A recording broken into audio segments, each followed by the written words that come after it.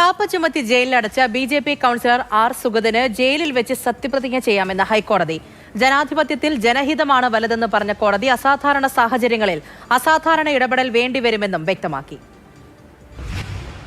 കാപ്പ ചുമത്തി ജയിലിലടച്ച ഒരു കൗൺസിലറെ mayor central ജയിലിലെത്തി സത്യപ്രതിജ്ഞ ചെയ്യിക്കുന്ന ആദ്യ സംഭവമാണ് നാളെ നടക്കാൻ പോകുന്നത്. വിയ്യൂർ സെൻട്രൽ ജയിലിൽ രാവിലെ 11 മണിക്കാണ് ബി.ജെ.പിയുടെ കൗൺസിലറായിട്ടുള്ള ആർ. സുഗതന്റെ സത്യപ്രതിജ്ഞയ്ക്ക് ഹൈക്കോടതി അനുമതി നൽകിയിരിക്കുന്നത്. സത്യപ്രതിജ്ഞയ്ക്ക് വേണ്ടിയുള്ള എല്ലാ ക്രമീകരണങ്ങളും ഏർപ്പെടുത്താൻ വിയ്യൂർ ജയിലിന്റെ സൂപ്രണ്ടിന് ഹൈക്കോടതി നിർദ്ദേശം നൽകിയിട്ടുണ്ട്.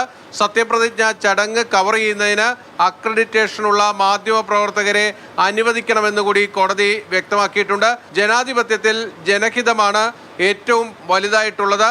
ഏതെങ്കിലും നടപടിക്രമങ്ങളിലെ വീഴ്ചകളുടെ പേരിൽ ജനവിധി അട്ടിമറിക്കാൻ പാടില്ല. അതുകൊണ്ടാണ് കോടതി അസാധാരണമായ ഇടപെടൽ ഈ കാര്യത്തിൽ നടത്തുന്നത്. നേരത്തെ ആർ. സുഗതൻ ആവശ്യപ്പെട്ടത് ജയിലിൽ നിന്ന് പുറത്തു വന്ന് സത്യപ്രതിജ്ഞ നടത്തി മടങ്ങുന്നതിനുള്ള അവകാശമാണ് ചോദിച്ചത്. ബി.ജെ.പിയെ സംബന്ധിച്ചിടത്തോളം വളരെ ആശ്വാസകരമായ വിധിയാണ് വന്നിരിക്കുന്നത്. ഇങ്ങനെയുള്ള സാഹചര്യങ്ങൾ വരുമ്പോഴേക്കും തീരുമാനം എടുക്കാനാണല്ലോ കോടതികളുടെ ഉത്തരവാദിത്വം. കോടതികളെ നിയോഗിച്ചിട്ടുള്ളത്. കോടതി എടുക്കുന്ന തീരുമാനം അഭിമാനത്തോടെ നമ്മൾ അംഗീകരിക്കുകയില്ലേ ചെയ്യുന്നു, ഏത് തീരുമാനമായാലും. എന്നാൽ കോൺഗ്രസ് ശക്തമായി വിമർശിക്കുകയാണ്. ഇത്രയും ലെഗസിയുള്ള നഗരസഭയിലെ ഒരു കൗൺസിലർ വിയ്യൂർ ജയിലിൽ ഇരുന്ന് സത്യപ്രതിജ്ഞ ചെയ്യുക എന്ന് പറഞ്ഞാൽ ഇതിൽ പല ഒരു അപമാനം ഈ നഗരത്തിനില്ല, ഈ കൗൺസിലിനില്ല, ഈ നഗരസഭയ്ക്കില്ല.